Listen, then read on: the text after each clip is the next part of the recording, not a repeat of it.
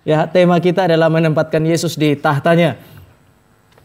Bapak Ibu, untuk menempatkan tema ini penting. Kalau Bapak Ibu dan saya lihat bahwa istilah menempatkan Yesus di tahtanya itu kemudian dikaitkan dengan sejumlah istilah atau sejumlah terminologi yang digunakan untuk Tuhan Yesus duduk di sebelah kanan hari ini, jalan kebenaran dan hidup. Ini penting untuk menolong kita untuk mengidentifikasi siapa Yesus yang Bapak Ibu dan saya sembah itu. Saya kira untuk meresponi Yesus Kristus itu berarti kita harus kenal siapa Dia. Jadi kalau temanya menempatkan Kristus pada tahtanya, ini lebih berbicara mengenai bagaimana kita meresponi Kristus sebagaimana seharusnya. Sekali lagi, untuk meresponi dengan benar, itu mengandaikan kita itu mengenal siapa Dia dengan benar. Nah, hari ini kita akan berfokus kepada satu teks yang sudah merupakan ayat yang klasik, Yohanes pasal 14, ayatnya yang ke-6. Kita baca sama-sama. Injil Yohanes, pasalnya yang ke-14, ayatnya yang ke-6.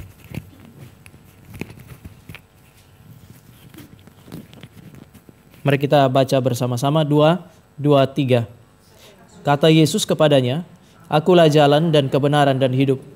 Tidak ada seorang pun yang datang kepada Bapa kalau tidak melalui aku." Mari kita berdoa. Tuhan, kami bersyukur karena Tuhanlah yang telah memberikan Kristus bagi kami, supaya di dalam pengenalan yang benar terhadap Dia, kami boleh menikmati keselamatan. Di dalam relasi dengan Dia, kami juga menikmati relasi dengan Allah, sehingga kami tidak mati secara spiritual. Kami bersyukur karena Tuhan kami telah menganugerahkan Kristus bagi kami sebagai berkat, sebagai anugerah. Dan tolong kami supaya melalui setiap pembelajaran, pembacaan kami terhadap firman, perenungan terhadap firman, kami pada akhirnya boleh juga menemukan diri kami, menikmati cinta kasih Tuhan. Dan hari ini ketika kami merenungkan kebenaran Tuhan, biarlah Tuhan hadir di tengah-tengah kami melalui pekerjaan Allah Roh Kudus. Cerahkanlah pikiran kami supaya kami mengerti kehendak Tuhan, supaya kami mengerti kebenaran firman, dan pada akhirnya kami juga mengenal siapa Kristus yang kami sembah. Kami boleh memberi respon yang benar dan menyenangkan hatinya. Di dalam nama Tuhan Yesus kami berdoa. Amin. Bapak Ibu, kalau kita lihat sebenarnya dari teks ini dalam bahasa aslinya, saya pernah singgung beberapa kali. Yesus itu bilang, "Aku adalah satu-satunya jalan, satu-satunya kebenaran, satu-satunya kehidupan." Ini adalah klaim yang sebenarnya tidak populer di dalam zaman kita. Di dalam zaman ini orang itu punya kecenderungan kira-kira ngomong begini misalnya ya, semua agama sama, semua sama kok, nggak ada bedanya. Artinya hal-hal yang berbeda itu mau disamakan supaya konflik nggak ada. Jadi orang berusaha untuk mencari damai dengan meniadakan perbedaan, meniadakan apa yang disebut sebagai keunikan. Oleh sebab itu maka kalau Tuhan Yesus bilang Dia adalah satu-satunya jalan, satu-satunya kebenaran, dan satu-satunya kehidupan, sebenarnya ini adalah klaim yang tidak populer dan juga klaim yang tidak disukai oleh zaman ini. Tetapi orang Kristen memang pada akhirnya tidak bisa tidak kemudian merujuk kepada klaim-klaim Tuhan Yesus ketika mau berbicara tentang Dia. Kalau tidak, maka kita pada akhirnya akan berbicara tentang Yesus yang lain.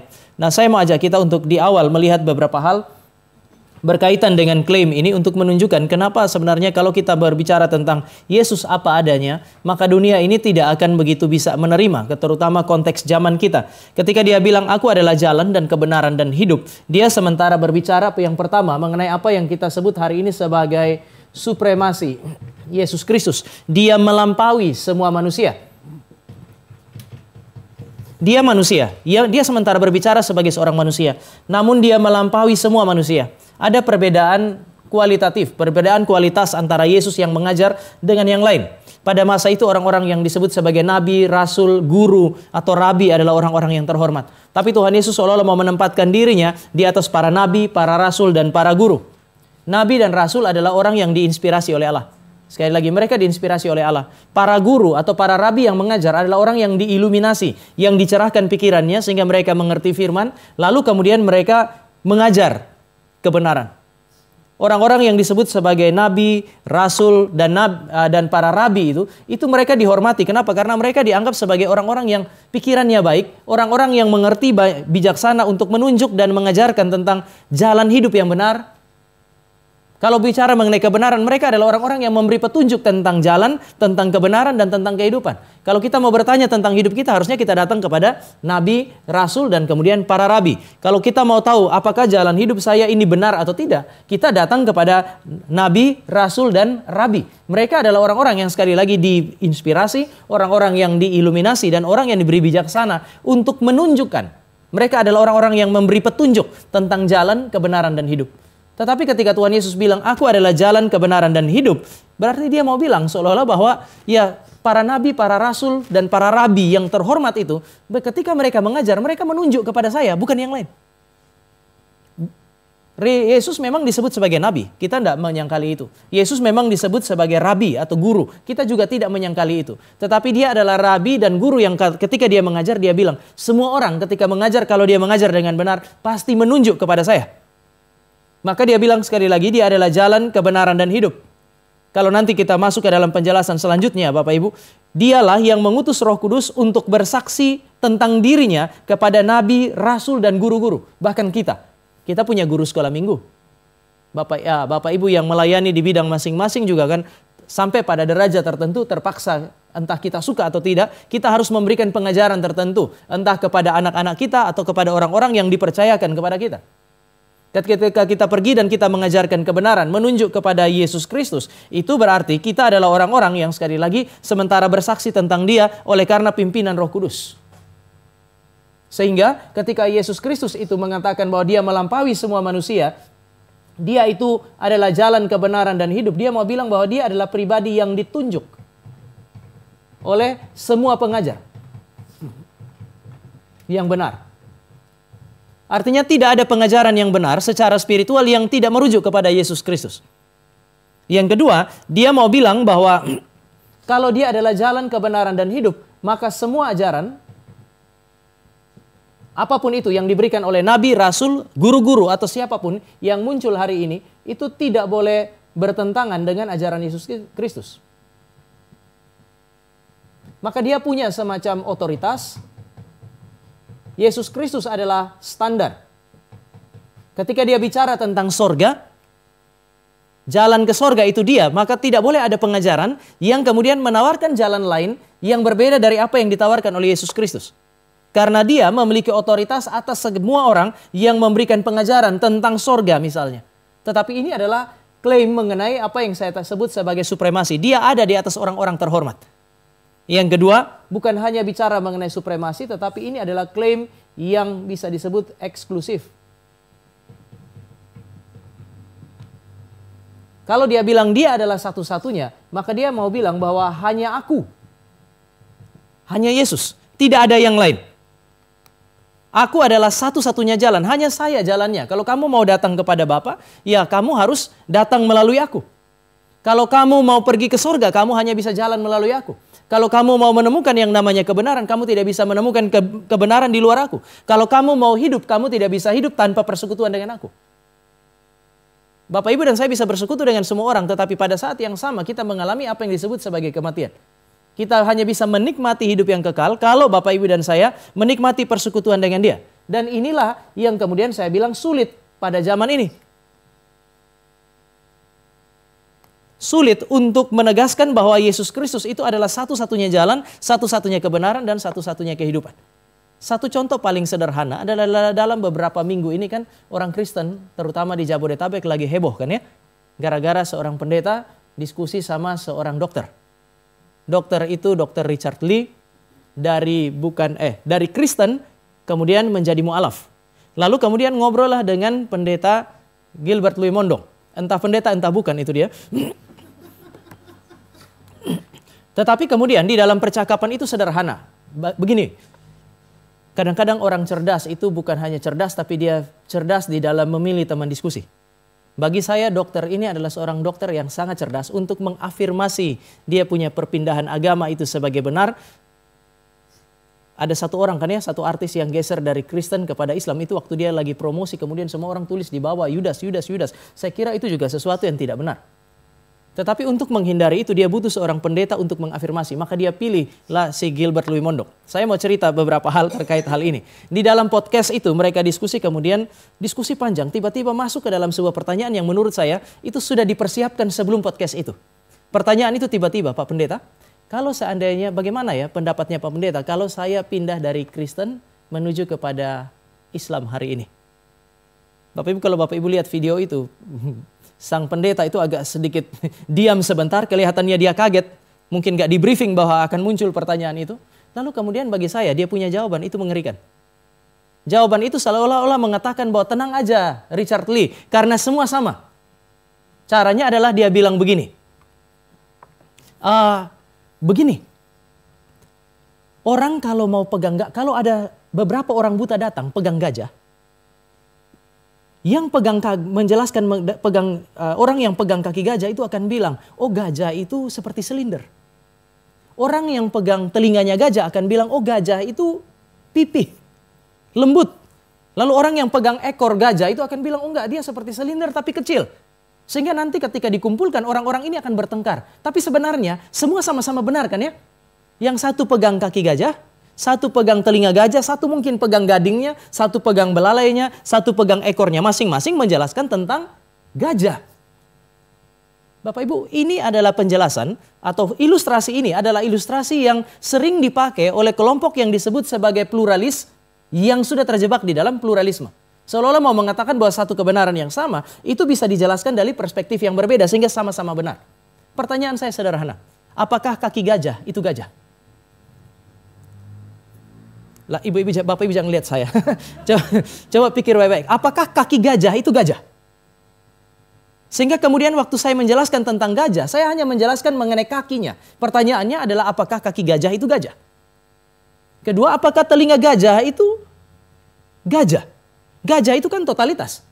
Mulai dari telinganya, belalainya, kakinya, ekornya, dan seterusnya. Kalau orang hanya memberi penjelasan tentang kakinya saja, bagi saya itu bukan gajah. Betul itu kaki gajah. Tetapi orang yang bilang benar, itu kaki gajah adalah orang yang sudah lihat gajah secara keseluruhan. Sehingga bagi saya agak sedikit sombong orang-orang seperti ini ketika mereka mengatakan semua orang itu hanya lihat sebagian-sebagian. Jadi nggak apa-apa, sama-sama benar. Untuk mengatakan bahwa semua benar, itu mengandaikan bahwa orang yang mengatakan semua benar sudah lihat gajah secara keseluruhan. Seolah-olah dia bilang, cuman saya yang lihat gajah secara keseluruhan. Kalian itu cuman lihat sebagian-sebagian dan kalian semua benar. Di dalam titik ini, Bapak Ibu dan saya akan menemukan dia sementara bertentangan dengan yang ini. Dia menjadikan dirinya sebagai standar. Semua sama.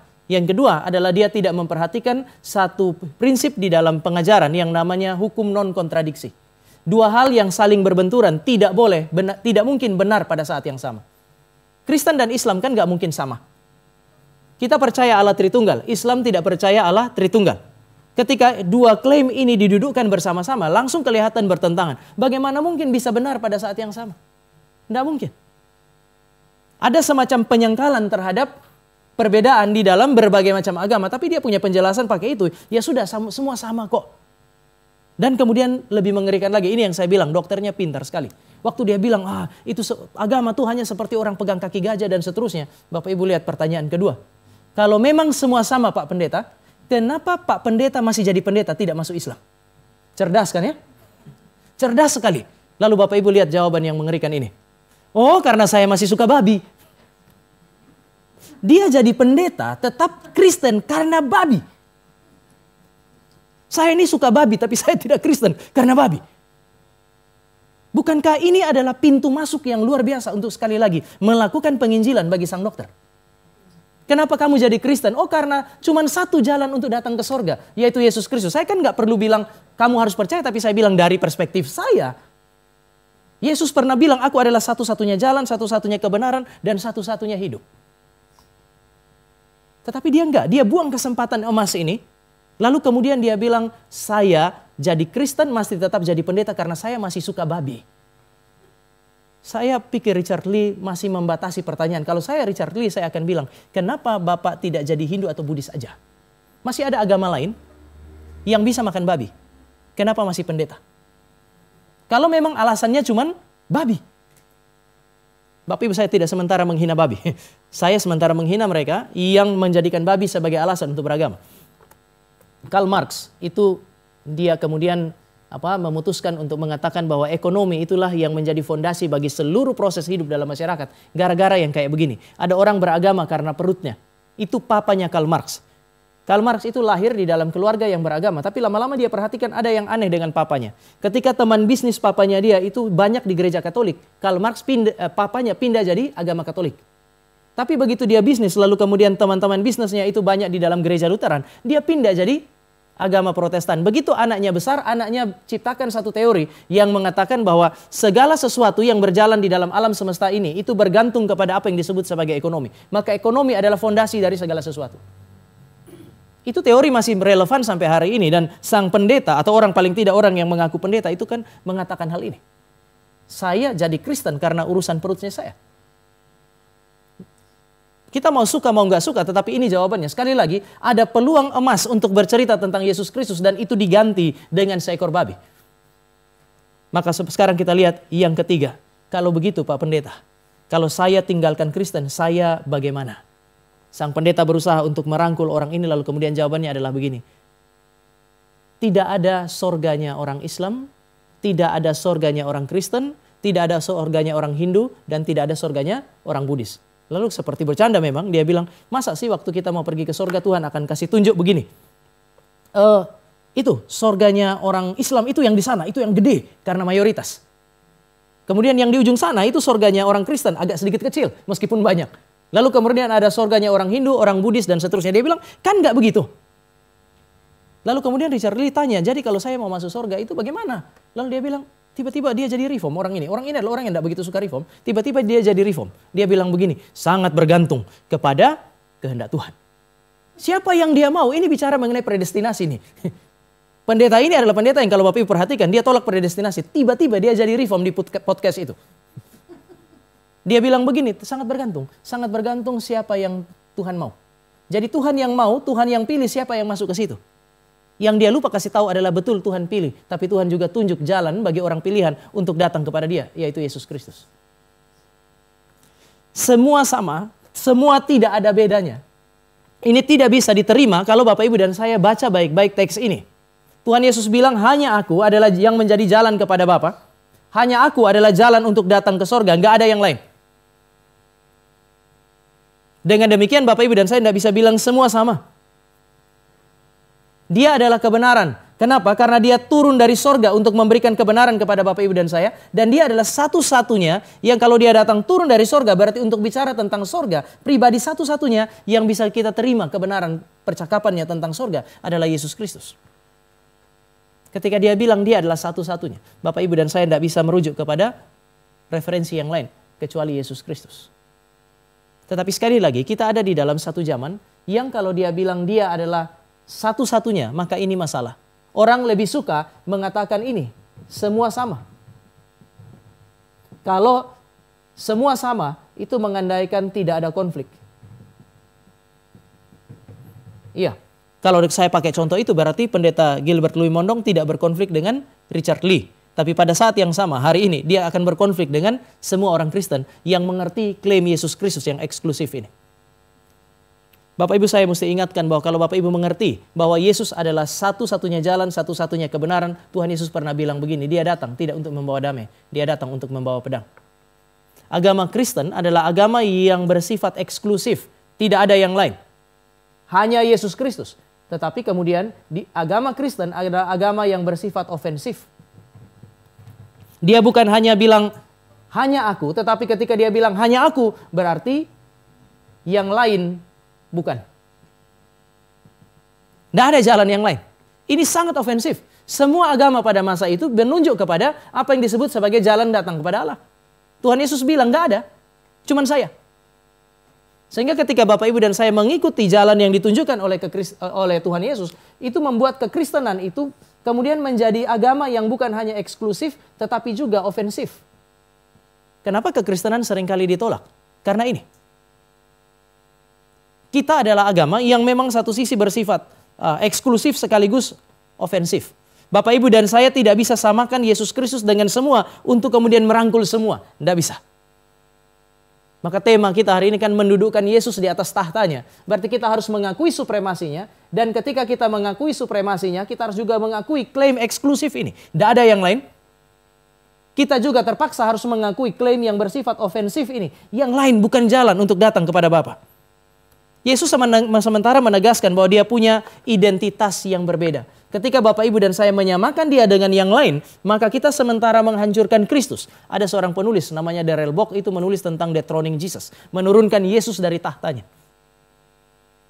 Dia seorang Kristen yang sangat-sangat konservatif dan kemudian setelah dia melihat gejala, memang yang dia tulis adalah usaha manusia untuk menjelaskan bahwa Yesus tidak bangkit. Tapi dia bilang ada banyak cara hari ini dipilih oleh manusia, termasuk di dalamnya orang Kristen, yang membuat Yesus itu tidak lagi duduk di atas tahtanya dia. Karena kita mengkompromikan hal-hal yang unik yang ada pada dirinya. Bapak Ibu, kalau Yesus punya keunikan itu kita preteli satu-satu, ya akhirnya dia jadi sama dengan semua. Tapi kalau keunikan sudah hilang, semua sudah jadi sama dengan semua. Saya yakin yang ibu-ibu dan bapak-bapak jumpai, itu sudah bukan lagi Yesus Kristus yang diceritakan oleh Alkitab. Maka mau tidak mau, kita harus merujuk kepada apa yang disebut sebagai keunikan daripada Yesus Kristus. Pertanyaannya sekarang adalah, kalau dia bilang, kamu tidak boleh melihat saya sama dengan yang lain. Saya adalah pribadi yang berbeda. Kita punya klaim yang tidak boleh berbeda dengan klaim Yesus Kristus. Beda klaim, beda pengajaran, berarti kita sementara berbicara mengenai pribadi yang berbeda. Karena identitasnya langsung lain. Sekarang identitas yang Yesus bicarakan itu apa? Yang pertama dia bilang, aku adalah jalan. Yesus menyebut dirinya sebagai jalan. Yang dia maksudkan adalah Yesus adalah jalan untuk datang kepada Bapa. Maka dia bilang tidak ada orang yang bisa datang kepada Bapa kalau tidak melalui aku. Kalau kamu mau datang kepada Bapa, cuman aku jalannya.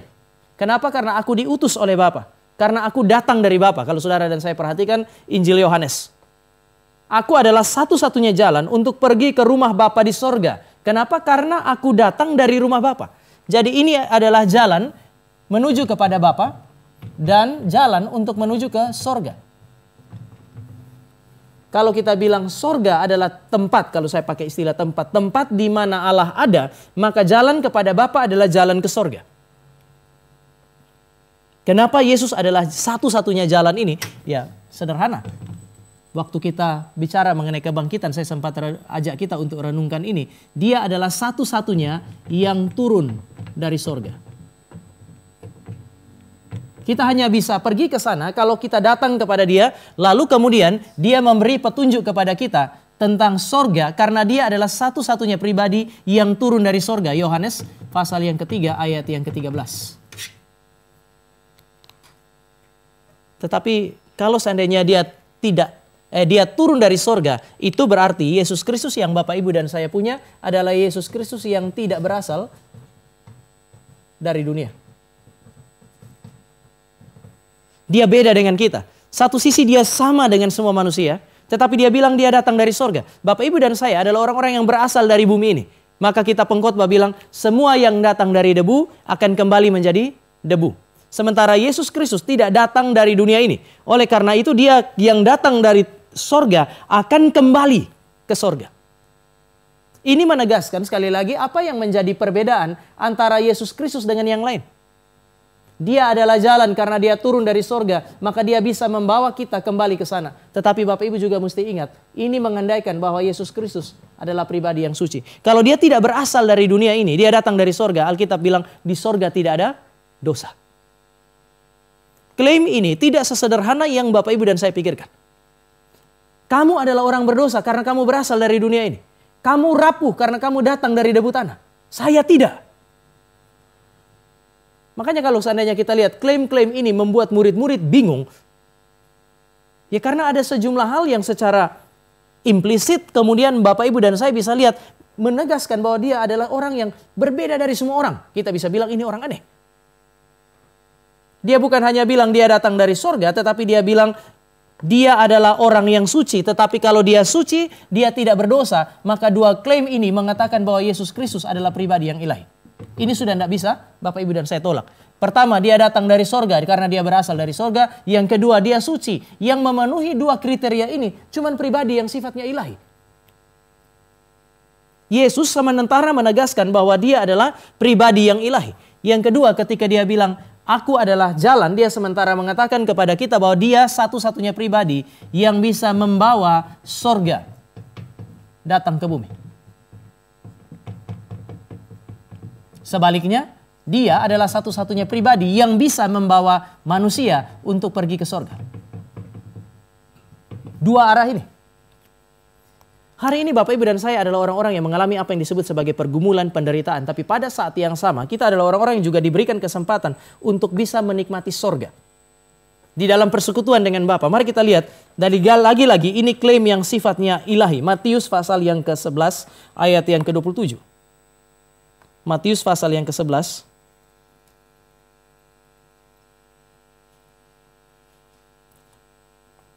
ayatnya yang ke-27. Dia bilang dia adalah satu-satunya jalan untuk datang ke sorga. Bisa kita kaitkan dengan klaim ini. Kita baca sama-sama ayat 27, Matius 11, 2, 3. Semua telah diserahkan kepadaku oleh Bapakku. Tidak seorang pun mengenal anak selain Bapa, dan tidak seorang pun mengenal Bapa selain anak, dan orang yang kepadanya anak itu berkenan menyatakannya. Mari perhatikan beberapa hal ini. Semua telah diserahkan kepadaku oleh Bapakku. Kemudian kalimat berikut, tidak seorang pun mengenal anak selain Bapa, dan tidak seorang pun mengenal Bapa selain anak. Bapak Ibu mesti kaitkan kalimat ini dalam Matius tadi dengan Yohanes pasal yang ke-17 ayat yang ketiga. Inilah hidup yang kekal itu, yaitu mereka mengenal Engkau dan mengenal Yesus Kristus yang Engkau utus. Orang memiliki hidup kekal jika mereka mengenal Bapa dan mengenal Yesus Kristus. Persoalannya sekarang adalah dia bilang begini, tidak ada orang yang kenal Bapa dan tidak ada orang yang mengenal anak. Yang kenal anak itu hanya Bapa, yang kenal Bapa itu hanya anak. Lalu bagaimana supaya kita menikmati apa yang disebut sebagai keselamatan? Ayat 27 dia bilang, dan orang yang kepadanya anak itu berkenan menyatakannya. Siapa yang bisa kenal Allah Bapa lalu kemudian menikmati keselamatan? Tidak semua orang. Tidak ada yang bisa kecuali anak itu berkenan untuk menyatakannya. Anak itu punya hak untuk menyatakan sorga, menyatakan Bapa kepada Bapak, Ibu, dan saya. Ini ada semacam hak prerogatif pada Yesus Kristus untuk memilih siapa yang boleh kenal Bapa. Sekali lagi, ada hak prerogatif pada Yesus Kristus untuk menentukan siapa yang boleh kenal Bapa. Saya tidak tahu Bapak Ibu ingat cerita ini enggak? Waktu Tuhan Yesus cerita mengenai perumpamaan tentang penabur, 4 jenis tanah. Setelah dia cerita kan murid-murid juga bingung kan ya apa artinya. Lalu murid-murid datang, Tuhan, kenapa engkau bicara di dalam perumpamaan? Itu bikin banyak orang bingung. Lalu kemudian Tuhan Yesus bilang, memang kepada mereka Injil atau kerajaan Allah diceritakan dalam perumpamaan supaya mereka nggak mengerti. Jadi memang ada orang, ada masa di mana Tuhan Yesus ketika mengajar, dia pakai metode tertentu. Bagi kita sederhana, tapi pada saat yang sama memang dia pakai metode yang sederhana supaya ada orang yang tidak mengerti. Bagi saya ini mengerikan kan ya. Aku berbicara dalam perumpamaan supaya mereka tidak mengerti. Lalu kemudian dia bilang begini, tetapi kepada kamu diberikan kunci kepada kerajaan sorga. Lalu kemudian dia bercerita makna daripada perumpamaan itu kepada mereka. Maka Bapak Ibu dan saya bisa lihat bahwa ketika Yesus Kristus datang, dia bersikap dengan cara yang berbeda kepada dua kelompok manusia yang berbeda. Bapak Ibu hati-hati juga ketika Bapak Ibu ada dalam gereja lalu terus nggak mengerti. Sudah 10 tahun di dalam gereja tetap nggak ngerti-ngerti. Memang ibu-ibu biasa ada yang bilang ini pendeta yang salah. Pendetanya filsuf semua. Tapi nanti dulu. Aneh. Karena biasanya kalau kita belajar, kita akan mengalami pengalaman ini. Pertama kali kita masuk itu membingungkan. Tapi kalau 10 tahun harusnya kan, pendeta yang tadinya khotbahnya ketinggian sorga terus, itu dia mesti berinkarnasi sedikit. Lalu kemudian kita yang tadinya nggak mengerti itu mesti naik sedikit. Kita ketemu di tengah. Tapi kalau dari awal sampai akhir, bahkan pendeta sudah mati, kita masih nggak mengerti. Bapak Ibu berdoalah sama Tuhan. Saya khawatir ada masalah di situ. Kristus bilang dia memang dengan sengaja kepada orang yang keras kepala, keras hati, dia tidak buka kepada mereka. Ada hak prerogatif untuk memilih siapa yang kenal Bapa, siapa yang kenal dirinya, siapa yang menikmati sorga di bumi ini. Dan kalau dia klaim itu, berarti dia sementara mengklaim dia punya otoritas sama dengan Bapa. Bapa memilih siapa selamat, siapa tidak. Yesus sekarang bilang, saya juga memilih siapa yang kenal Bapa supaya selamat, siapa yang tidak kenal Bapa dan binasa. Lagi-lagi, ini memberikan satu fakta atau sebuah keyakinan kepada kita bahwa Yesus Kristus bersifat ilahi. Bayangkan kalau saya jadi pendeta lalu kemudian saya mengajar di GRI Cikarang, Bapak Ibu datang tanya kenapa kok khotbahnya susah setengah mati. Saya bilang saya sengaja khotbah begitu supaya kalau Bapak Ibu tidak mengerti ya sudah masuk neraka saja. Saya yakin Bapak Ibu langsung cari pendeta lain. Kalau masih tetap mau di GRI Cikarang mesti lapor sinode, Pak itu pendeta tamat, cilaka dia. Dia sengaja khotbah mempersulit kami supaya kami tidak mengerti. Saya nggak akan berani lakukan itu. Tugas saya adalah berusaha untuk memperkenalkan yang benar kepada Bapak Ibu. Dan kami berjuang untuk menyederhanakannya. Supaya Bapak Ibu memahaminya.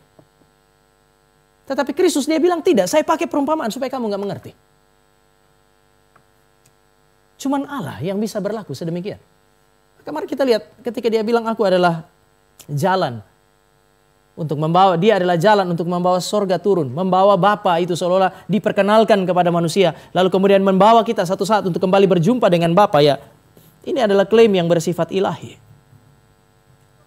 Yang ketiga, waktu dia bilang dia adalah jalan, maka dia adalah satu-satunya jalan bagi Bapak, Ibu, dan saya untuk memiliki relasi dengan Allah. Bukankah inilah hidup? Mati berarti terpisah dengan Allah. Hidup berarti memiliki kembali relasi dengan Allah. Dia bilang satu-satunya jalan untuk menikmati hidup dalam relasi dengan Allah, ya dia. Matius bersaksi tentang hal ini. Yohanes mengatakan dia adalah anak domba Allah yang menghapus dosa dunia. Yesus sendiri mengklaim hal ini. Tidak ada yang bisa datang kepada Bapa kalau tidak melalui aku. Tetapi jalan yang ditempuh oleh Yesus Kristus sebagai jalan keselamatan adalah inkarnasi, kematian, kebangkitan, dan kenaikan ke sorga. Tapi seluruh yang dia lakukan adalah jalan, membuat apa yang disebut sebagai jalan untuk datang kepada Bapa. Nah sekarang mari kita coba bikin sedikit konklusi dari sini. Siapa Yesus Kristus? Kalau dia datang dari sorga dan dia suci, dia berbeda dengan Bapak, Ibu, dan saya. Siapa Yesus Kristus? Kalau dia bisa membawa sorga turun ke bumi, membawa Bapa turun ke bumi, supaya Bapak, Ibu, dan saya bisa kenal melalui karyanya. Dia menyatakan itu dan hanya dia yang bisa menyatakan Bapa kepada kita. Siapa dia? Mesti ada penjelasan untuk hal ini. Siapa dia? Sehingga dia bisa kemudian membawa manusia untuk datang kepada Bapa dan menikmati hidup kekal. Kita mesti jawab pertanyaan ini kan ya. Yesus ini siapa sebenarnya? Kenapa orang Kristen menyembah dia sebagai pribadi ilahi dan menjadikan Yesus sebagai objek penyembahan? Ya, saya kira satu-satunya penjelasan untuk semua pertanyaan tadi adalah kalau dia bersifat ilahi. Maka ketika dia bilang dia jalan, itu bukan hanya urusan bawa Bapak, Ibu, dan saya pergi ke sorga. Atau membawa sorga turun sehingga kita mengenal Allah. Bukan cuma itu. Klaim yang lebih esensial dan melalui kalimat yang pertama atau frasa yang pertama, aku adalah jalan, itu adalah klaim keilahian. Mari kita tempatkan Yesus Kristus pada posisi yang seharusnya. Dia adalah pribadi ilahi. Dan kalau dia adalah pribadi ilahi, Bapak, Ibu, dan saya juga harus memberikan respon yang seharusnya. Banyak orang Kristen, mulutnya bilang Yesus itu Allah, tetapi ketika Allah ini menuntut sesuatu dari mereka, tanpa sadar, mereka sementara menyangkali keilahian Yesus Kristus. Yang kedua, dia bilang, aku adalah kebenaran. Dia bukan hanya jalan, tetapi dia adalah kebenaran.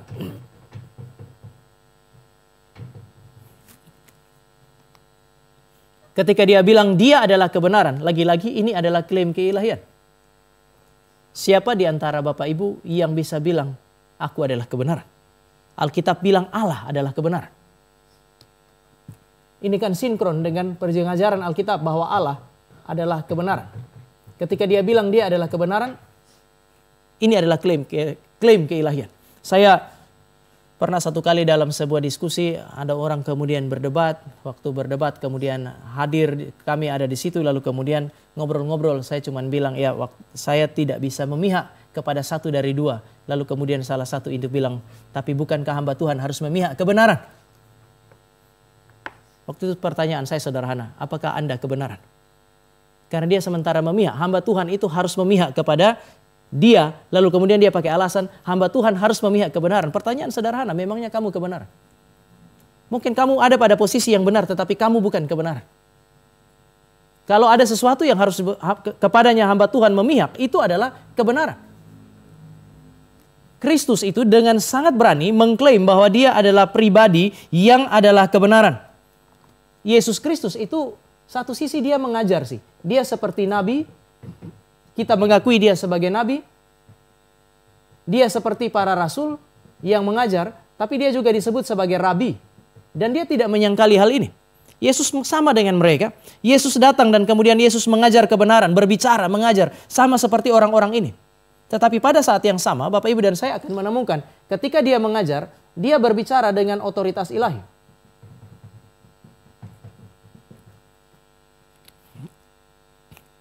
Dia bukan hanya sekedar mengajar sebagai wakil Tuhan. Nabi itu wakil Tuhan. Hamba Tuhan hari ini ya kita anggap sebagai wakil Tuhan datang untuk berbicara kepada umat Tuhan. Tetapi kemudian dia tidak hanya sekedar bilang dia adalah wakil Tuhan, tapi dia adalah pribadi yang berbicara dengan otoritas ilahi karena dia adalah kebenaran. Maka dia bisa tafsir Taurat beda dengan pemimpin agama Yahudi. Mari kita lihat perdebatan mengenai Sabat itu. Mereka punya tafsiran terhadap Taurat, lalu kemudian mereka menetapkan hukum-hukum Sabat. Begitu Tuhan Yesus datang, Tuhan Yesus rombak tradisi itu. Mereka telah menetapkan satu hukum yang sangat baik, yaitu kalau orang mau datang beli bawa korban, gak usah bawa dari rumah, beli di dalam bait Allah. Yesus datang, Yesus rombak semua itu. Isunya adalah otoritas, sehingga pemimpin-pemimpin agama Yahudi datang lalu bilang, atas otoritas siapa kamu berani melakukan hal itu? Ketika berbicara mengenai Sabat, berbicara mengenai banyak ajaran yang di dalam perjanjian lama itu sudah kemudian dibaca dan ditafsirkan selama berabad-abad. Begitu Yesus Kristus datang, dia rombak itu. Ketika dia bilang begini, aku datang bukan untuk meniadakan Taurat, tetapi aku datang untuk menggenapinya. Itu bukan cuma sekedar karena ada nubuat tentang Yesus dalam perjanjian lama, dia datang untuk menggenapinya. Istilah menggenapi bisa juga berarti bahwa tafsiran yang salah, yang dia anggap salah, itu sekarang dia bereskan supaya umat Allah hidup di dalam tafsiran yang benar terhadap hukum Taurat. Sehingga setelah itu dia bilang, siapapun yang mengubah apa yang saya katakan ini, satu iota pun dia akan dikutuki oleh Allah. Ini klaim yang sangat otoritatif. Dia bukan hanya sekadar berbicara atas nama Allah, tetapi dia adalah firman yang berbicara kepada manusia. Mau menempatkan Yesus Kristus pada posisi yang seharusnya, maka Bapak Ibu dan saya mesti melihat Yesus sebagaimana seharusnya. Dia melampaui para guru, dia melampaui para nabi, dia berbicara dengan otoritas ilahi untuk bicara mengenai keilahiannya.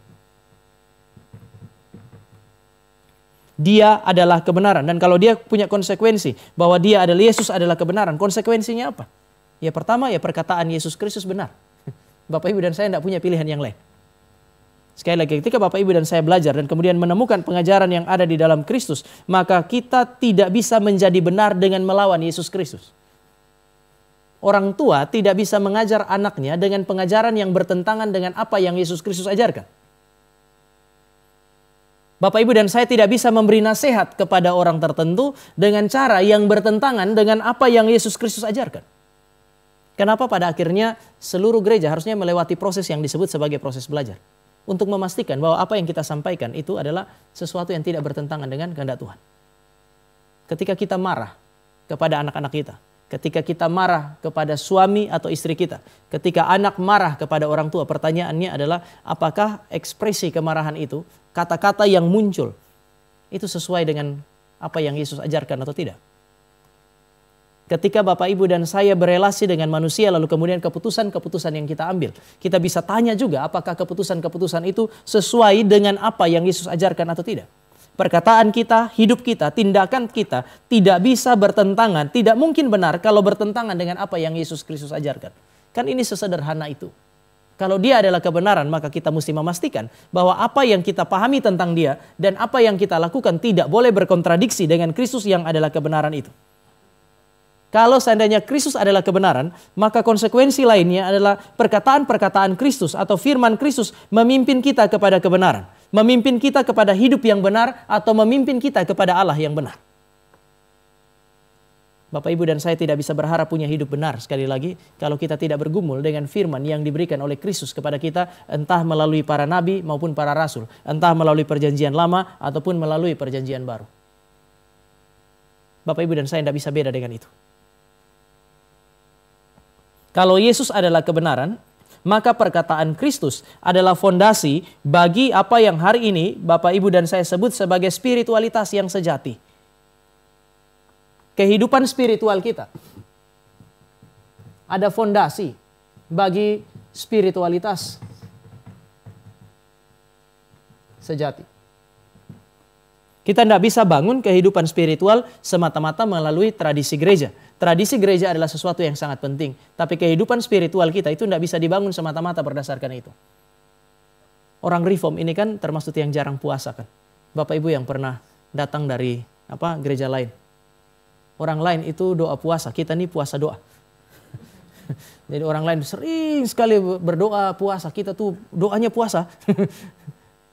Berdoa puasa jarang, berdoa saja jarang. Kenapa? Karena memang sudah ditentukan sejak kekekalan kita masuk surga ini kan. Ada jaminan kekal. Tetapi kehidupan spiritual kita, kan ada yang namanya disiplin gereja itu. Ada yang namanya disiplin di dalam gereja. Disiplin gereja seringkali di dalam konteks tertentu orang hanya membayangkan, oh kalau ada salah maka ekskomunikasi. Tetapi disiplin gereja itu mengacu pada banyak hal. Berdoa, berpuasa, memberikan berbelas kasih kepada orang lain. Itu bagian dari apa yang disebut sebagai disiplin gereja. Melayani dan seterusnya. Fondasi daripada semua itu kan harusnya ya firman Tuhan. Firman yang datang dari Kristus misalnya. Kan kita juga tidak terus-menerus puasa. Kenapa? Karena kita juga tidak percaya bahwa puasa itulah yang menentukan segala-galanya. Puasa juga tidak mengubah kehendak Tuhan kok. Puasa tidak mengubah keputusan Tuhan kok. Untuk apa Bapak Ibu dan saya berpuasa? Kalau hanya sekedar untuk menyiksa diri ya nggak perlu. Untuk apa juga Bapak Ibu ibadah 3 kali di GRI Cikarang, ikut ibadah 3 kali, nggak tambah suci kok. Sudah gitu pendeta khotbahnya ibadah 1, 2, 3 sama. Untuk apa? Spiritualitas kita ketika kita mau mencoba untuk menjalaninya, Bapak Ibu dan saya mesti memastikan bahwa itu tidak bertentangan dengan apa yang disebut sebagai kebenaran firman. Kalau Yesus adalah kebenaran, maka sekali lagi menempatkan dia pada posisinya, berarti kita memastikan hidup kita itu sesuai dengan apa yang dia firmankan melalui Nabi dan Rasul. Saya bilang melalui Nabi dan Rasul, kenapa? Karena Nabi dan Rasul ini datang, kesaksian mereka datang dari Roh Kudus. Roh Kudus yang memberikan inspirasi. Tetapi di dalam perjanjian baru, Yesus bilang dia yang mengutus Roh Kudus. Yesus mengutus Roh Kudus. Dan ketika dia bilang kalau Roh Kudus itu datang, dia bilang Roh Kudus itu akan bersaksi. Bersaksi tentang siapa? Bersaksi tentang Yesus. Kalau dia datang, dia akan bersaksi tentang aku. Itu sebab beberapa kali kalau Bapak Ibu perhatikan saya sering bilang, semua khotbah kalau dia berusaha untuk kemudian menggali dengan baik, maka Bapak Ibu dan saya akan menemukan bahwa semua khotbah yang baik pasti bersifat kristosentris. Karena dari kejadian sampai wahyu, kalau itu diinspirasikan oleh Roh Kudus, maka semua itu mau berbicara mengenai satu hal yang sama, benang merah yang menghubungkan kitab pertama sampai kitab yang paling terakhir, yaitu Yesus Kristus. Memang kita tidak perlu juga mencari-cari Yesus di mana gitu. Tapi secara natural seharusnya pembacaan yang benar akan memunculkan Kristus dan karyanya di dalam khotbah-khotbah kita atau di dalam pengajaran-pengajaran kita. Kristus adalah kebenaran itu, sehingga percakapan yang benar akan mempermuliakan Kristus misalnya. Saya tidak bilang kita tidak boleh bercanda. Tetapi apakah candaan-candaan kita itu membangun atau tidak? Bapak Ibu lihat saya kenapa? Orang Cikarang ini suka bercanda kok. Dan sebenarnya tidak ada yang salah dengan itu. Tapi kadang-kadang kita juga perlu memikirkan, apakah yang saya lakukan ini adalah sesuatu yang secara spiritual membangun atau tidak. Kalau hanya supaya kita punya hati happy, gak harus dalam gereja kan? Kita Kristen, kita gereja karena apa yang kita lakukan itu dibatasi oleh Kristus dengan kebenarannya. Percakapan antar suami istri ketika kita marah. Bahkan hamba Tuhan pun kalau sudah emosi, kita lupa firman Tuhan, kita lupa teologi reform. Bagaimana Pak Jeko? Tapi itu kan pengalaman di dalam keseharian. Itu yang membuat kita tuh sulit sebenarnya untuk kemudian menerapkan implikasi daripada fakta bahwa Yesus Kristus adalah sang kebenaran. Agak sulit sekali lagi Bapak Ibu kalau kita memahami hal ini dan kita mencoba untuk kemudian mengaplikasikan. Kalau dia adalah kebenaran berarti segala sesuatu itu kemudian harus kemudian kita cocokkan dengan apa yang dia mau. Yang terakhir dia bilang, aku adalah hidup.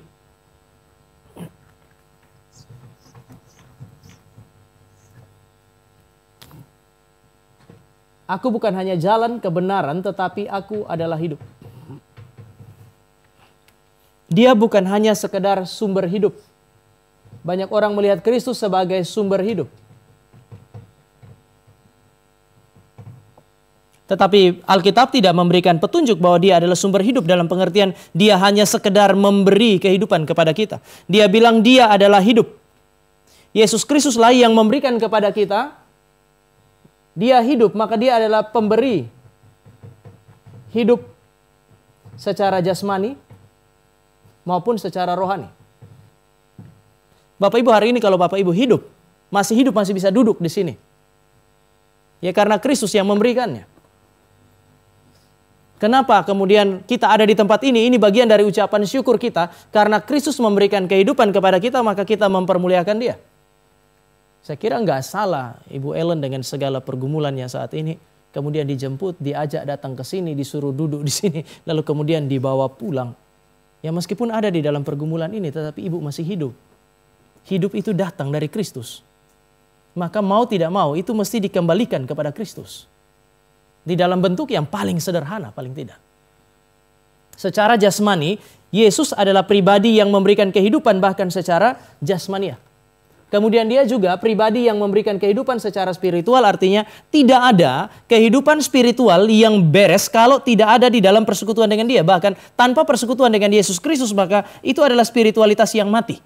Karena Dia adalah Allah yang hidup dan yang memungkinkan kehidupan jasmani rohani, maka Dia bisa bilang, aku adalah kebangkitan dan hidup. Saya berapa kali jelaskan waktu dia bilang, aku adalah kebangkitan. D.A. Carson bilang, aku adalah kebangkitan. Barang siapa yang sudah mati, dia akan hidup. Kalau dia percaya kepadaku. Barang siapa percaya kepadaku, dia akan hidup meskipun dia sudah mati.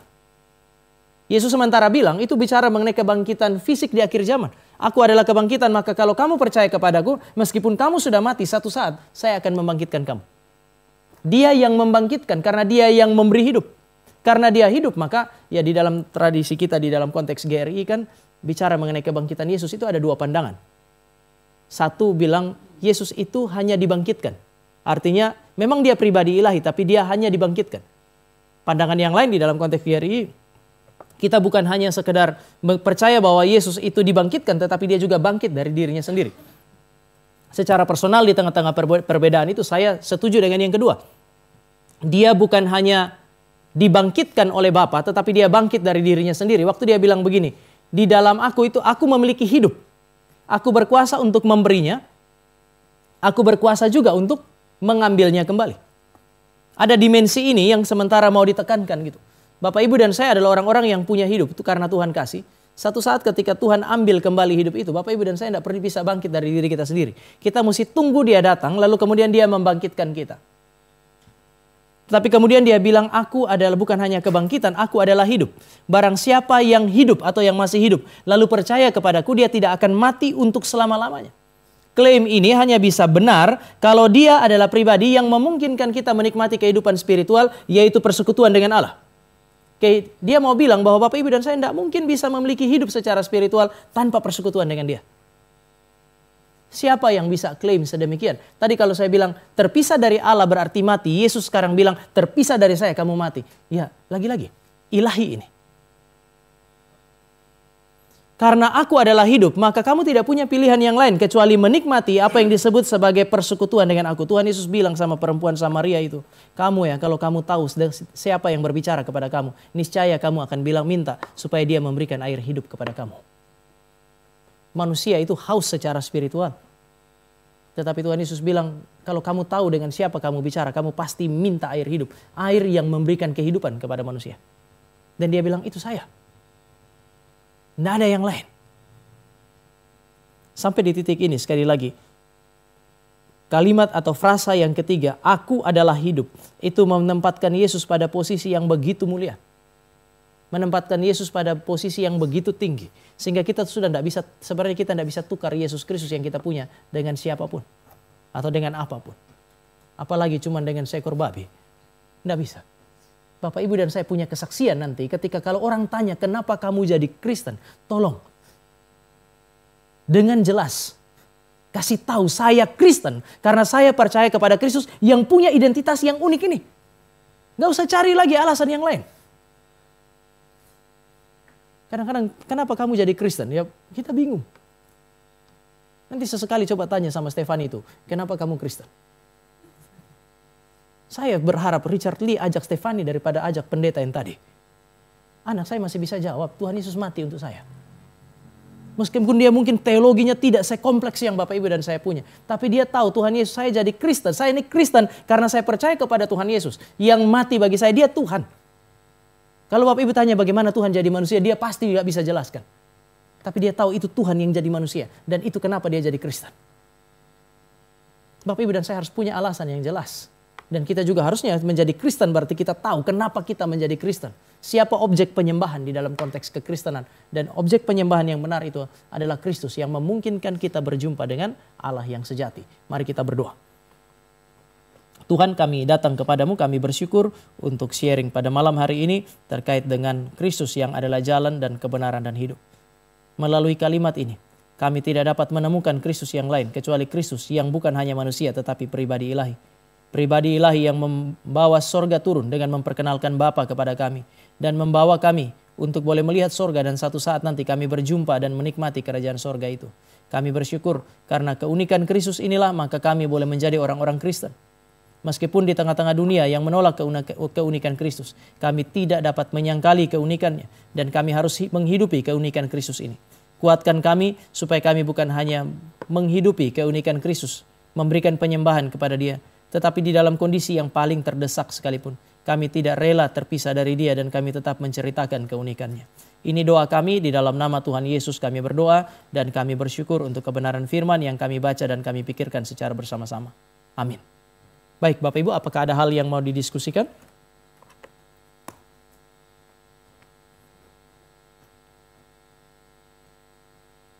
Tidak ada?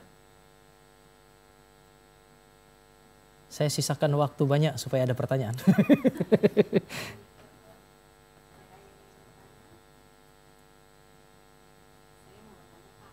Ya Bu.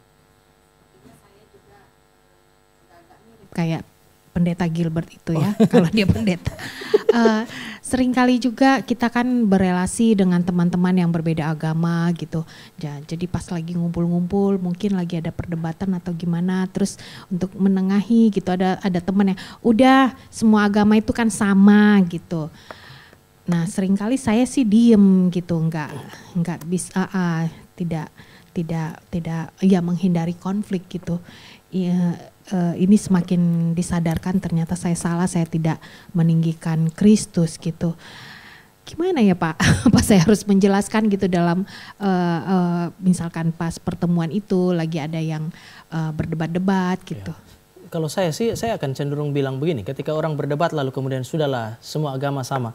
Saya rasa saya akan bilang bahwa itu damai yang terlalu dangkal ya. Kita hanya damai kalau semua sama. Ini kan sama aja. Kamu menyamakan semua karena kamu mau damai kalau sama. Kalau ada orang yang beda dengan kamu bertengkar nggak? Jadi apakah kita hanya bisa damai kalau semua sama? Semua agama nggak sama. Kan nggak boleh kita juga berdamai dengan menipu diri kan ya. Itu kan kekanak-kanakan sekali. Justru kita cukup dewasa seharusnya. Kalau Bapak Ibu tanya, Tama kamu seorang pluralis? Tidak, saya pluralis. Tapi saya tidak mau terjebak di dalam pluralisme. Pluralis berarti mengakui fakta ada perbedaan. Orang tidak boleh berdamai dengan meniadakan fakta perbedaan.